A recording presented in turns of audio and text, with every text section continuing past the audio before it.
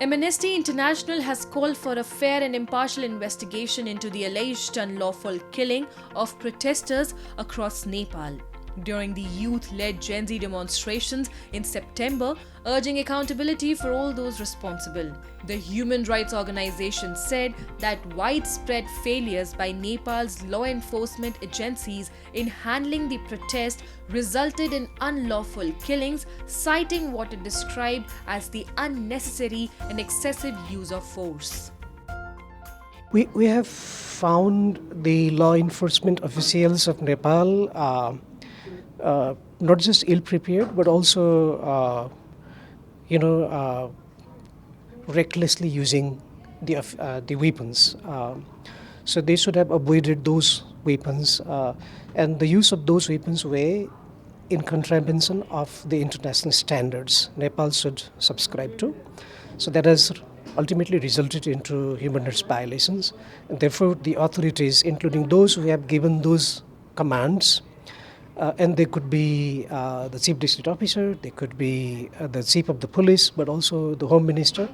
And if you go to the top, it might include the prime minister as well. Should be fairly, impartially investigated and should be held to account. On Monday, Amnesty International released an investigative report titled "We Went There to Raise Our Voice, Not to Be Killed," detailing the alleged atrocities committed during the Gen Z protests. The report documents the deadly crackdown on largely peaceful demonstrators in Kathmandu on September 8, during which security forces allegedly used escalating and ultimately lethal force, including live ammunition. According to the organization, security forces used water cannons, sometimes deploying high-pressure jets at close range, raising serious concerns over necessity and proportionality under international human rights norms. Amnesty International says such misuse of less lethal weapons violates international standards, including the UN Basic Principles on the use of force and firearms by law enforcement officials, the UN Human Rights Guidance on Less Lethal Weapons, and Nepal's Local Administration Act. The right to life of people has been compromised. As you can see, on the very first day of the protest on 8th of September, 19 people. Now we know that it's 22 people, but initially the figure was 19 people. They were killed. Subsequent to that incident, there were multiple deaths. In total, it was 76 currently. So the right to life is the fundamental violation that, the security forces committed that day.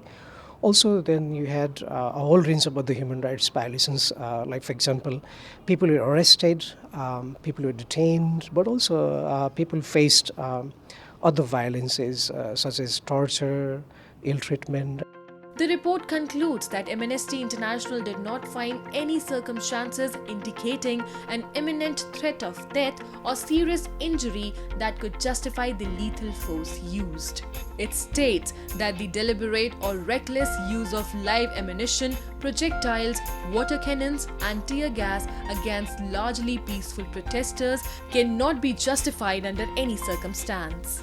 With Parliament dissolved and elections scheduled for March 2026, Nepal is navigating a turbulent political transition.